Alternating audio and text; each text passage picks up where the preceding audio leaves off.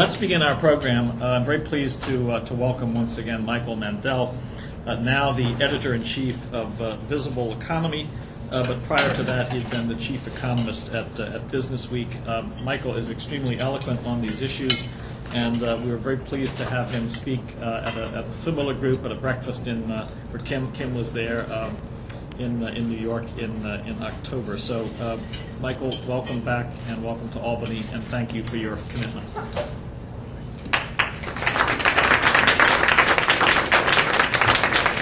I guess this is not afternoon anymore, right? It's not morning anymore. We're into afternoon. Okay. Let me just say a bit about myself and how I got here. I was chief economist at Business Week for many years, actually for almost 20 years, and it's pretty amazing that I stayed there for so long. And that ended when Bloomberg bought up Business Week back in 2009. I now wear two hats. One hat, and this is the one that I'm here as, one hat, I'm editor-in-chief of a new organization called Visible Economy. And what Visible Economy does is we combine news and education.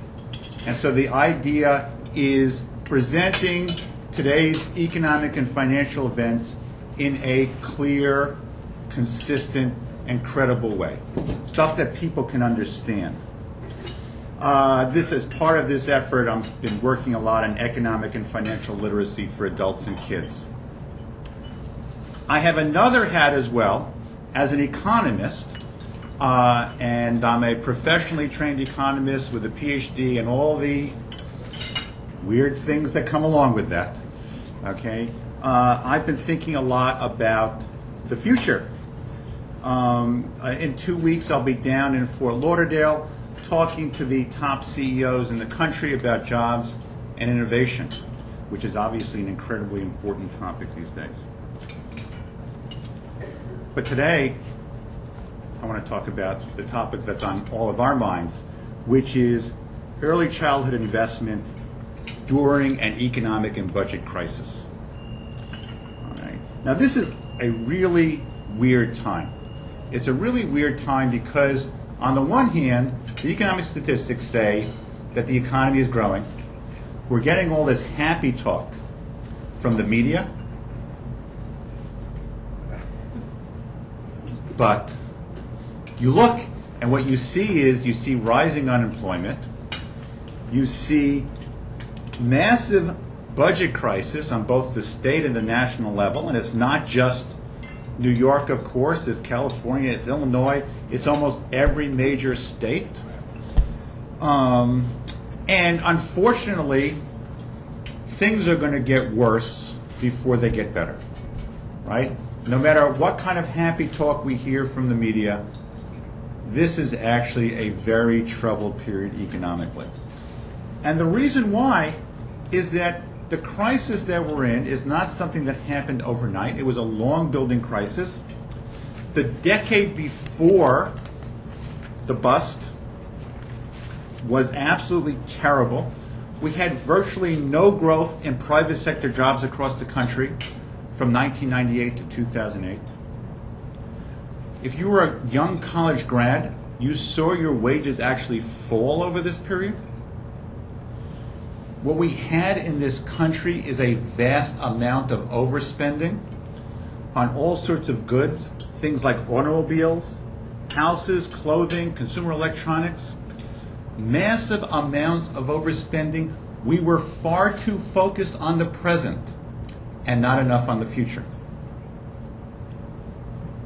So it isn't simply, the reason why we're in this crisis isn't simply because Wall Street made a mistake. It isn't simply because that there were mistakes made in Washington.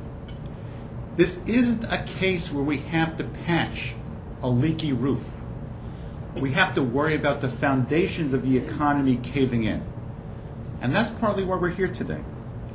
We have to have a sense of urgency about strengthening the foundations of the economy, making something that we can build on for the next 10 or 20 years. In economic terms, we need a shift from private consumption to social intangibles. And what I mean by social intangibles is a whole range of things. Everything from early childhood education to higher ed, to training, to research and development, to economic development. Social intangibles were starved while private consumption rose. And that's partly why we're in the mess we are today. Let me throw in a little aside right here. When the government does the statistics, it looks at things like these social intangibles. And if they divide it into consumption and investment, they put these social intangibles on the consumption side of the ledger. All these things, early childhood education, higher ed, training, they're all being counted by the government as consumption rather than investment as they should be. That's partly, we have a problem with the way that we think about things. We can't distinguish correctly between the investments we make for the future and what we spend on today.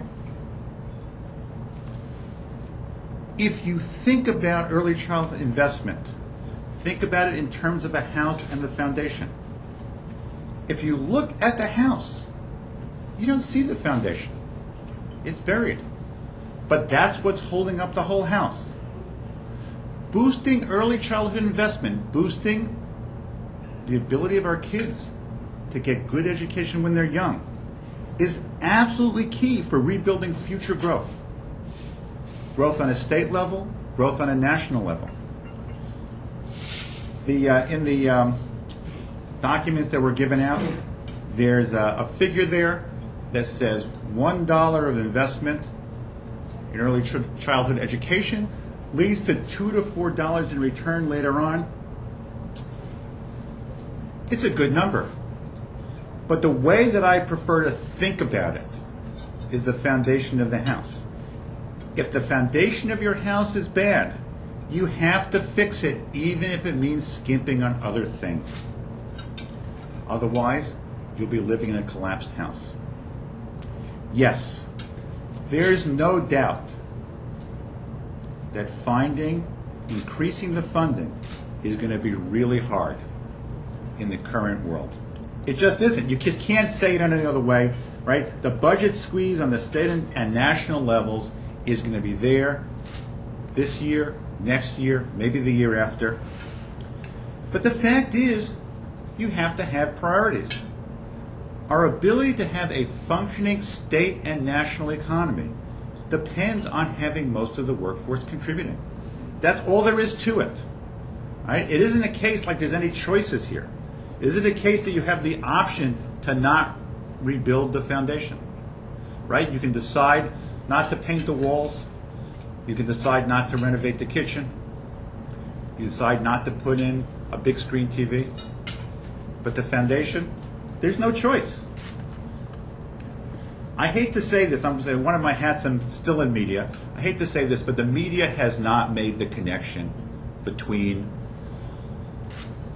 what's going on, early childhood investment, workforce, and the economic and financial crisis we've just gone through.